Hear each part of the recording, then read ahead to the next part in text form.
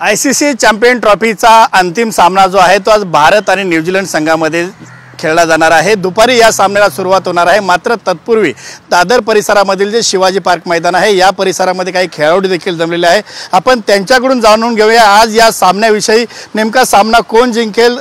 Sir काय सांगाल, आपण अनेक वर्षापासून या ठिकाणी क्रिकेट शिकवत आहात।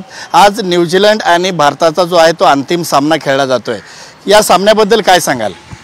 या सामन्यामध्ये पहिलं तर भारताच्या टीमला आमच्याकडनं सगळ्यांकडनं शुभेच्छा। गेल्या वेळी पण मी सांगितलेलं सगळ्यांना शुभेच्छा आणि आपण मॅच जिंकलेलो।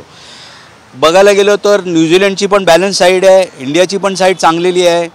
पण प्लस पॉईंट इंडियाला आहे की इंडियाची टीममध्ये जो अटॅक आहे, जो वरुण चक्रवर्ती आहे, तो आपला एक्का असणार आहे या मॅचला। पण he is a very good bowler आणि रोहितची जी कॅप्टनशिप आहे त्याची पण श्रेयस अय्यर फॉर्ममध्ये आहे। विराट कोहली बॅटिंग साईड पण आपली चांगलीच आहे, चेस पण करू शकतो आणि पहिली बॅटिंग आली तरी पण आपण खेळू शकतो, कारण बॅटिंग साईड 1 ते 10 पर्यंत बॅटिंग अक्षर पटेलसारखा बॅटिंग करतो। तर मला वाटते कॉन्फिडन्स घेऊन खेळलं तर आपल्याला न्यूझीलंडच्या टीम पुढे जाऊ आपण आणि आपण ही हा चॅम्पियनशिप जिंकणार। कारण रोहित शर्माची ॲम्बिशन आहे की लागोपाठ त्यांनी या दोन्ही टुर्नामेंट जिंकायची। मला वाटते आपल्याला काही प्रॉब्लेम नसायला पाहिजे। नक्कीच काल प्रॅक्टिस करत असताना विराट कोहलीला काही दुखापत झाली होती, काय वाटतं आज विराट कोहली या सामन्यामध्ये असेल? 100% असणार, म्हणून तर आम्ही पूजा ठेवली आहे की विराट कोहली खेळायला पाहिजे। अख्खी ती गेल्या वेळीची साईड होती 11ची साईड, यावेळी पण 30 साईड खेळते। इंजरीज होतात पण इंजरीमध्ये विराट कोहलीसारखा फिटनेस आणि जो कॅलिबर आहे त्याचा, वर्ल्डचा नंबर 1 प्लेअर आहे तो, आणि त्याला पण माहिती आहे की तो खेळेल तर त्याला टीमला किती इम्पॉर्टन्स आहे। ही प्लेस फॉर द टीम। एकच आहे की तो आपल्या पूर्ण जे 11 जणांसाठी खेळतो आणि पर्सनली मला असं वाटते विराट कोहली आज खेळणार। कॉमस्कोर नुसार आता isakal.com आहे देशातील नंबर 1 ची मराठी न्यूज वेबसाईट। प्रत्येक अपडेटसाठी isakal.com ला नक्की भेट द्या।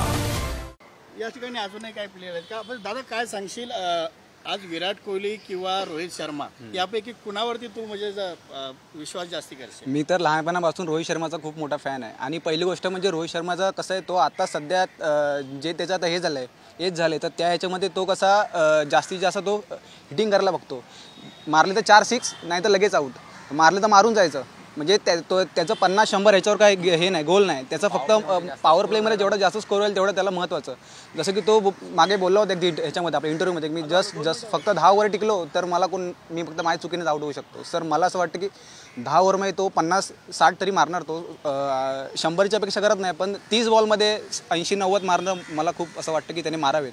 आणि कोहली तर तुम्हाला माहितीच आहे की ज्या प्रकारे तो आता खेळलेला आहे, तर मला असं वाटतं की त्याचे 80-90 100 तर आम्हाला हवेच आहेत, पण ॲटलिस्ट 80-90 तरी हवेच। आणि कसं 40 ओव्हरमध्ये जर 5 विकेटपर्यंत जर इंडियाचे पडत असतील तर मग पुढे हार्दिक पांड्या 100% 10 ओव्हरमध्ये 100 किंवा 120 आरामात करून देऊ शकतो।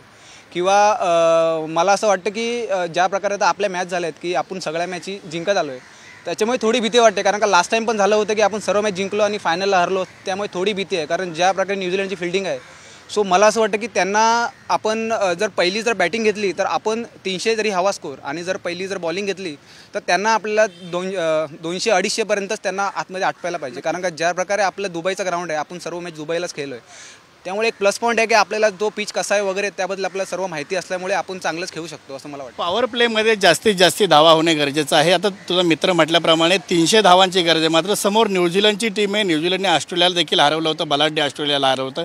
काय वाटतं किती धावा भारताने केल्या पाहिजे बॅटिंग जर आली तर?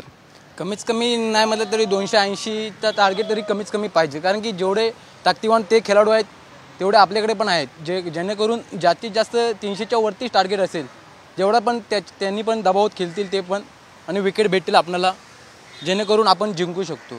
फक्त इंडियाने डॅरी मिचेल किंवा केन विलियम्स आणि रचिन द्रविड या तिघांना जर पॉवर प्लेमध्ये आऊट केलं तर गेम आपला आहे 100% असं मला वाटतं।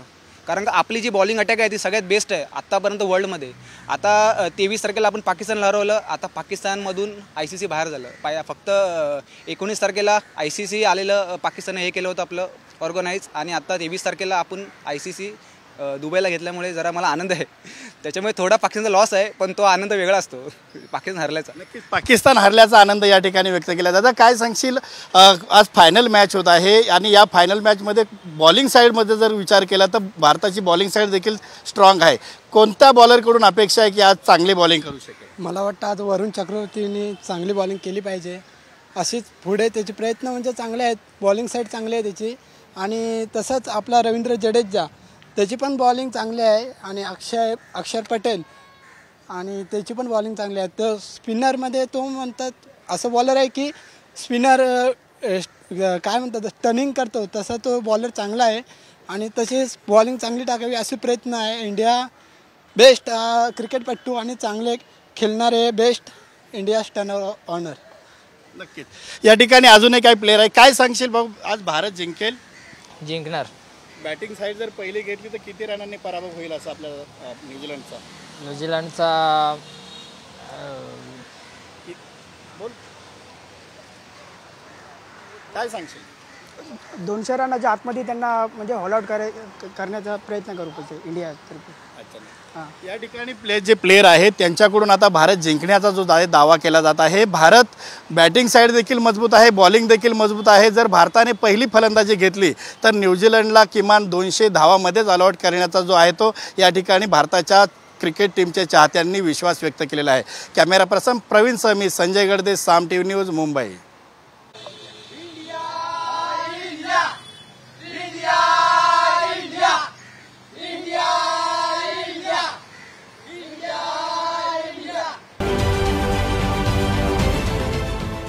देश विदेशातील प्रत्येक घडामोडींचे लाईव्ह अपडेट मिळवण्यासाठी आता साम टीव्हीच्या सर्व सोशल मीडिया प्लॅटफॉर्मला लाईक, फॉलो आणि सबस्क्राईब करा. तसंच सर्व नोटिफिकेशनसाठी बेल आयकॉन प्रेस करायला विसरू नका.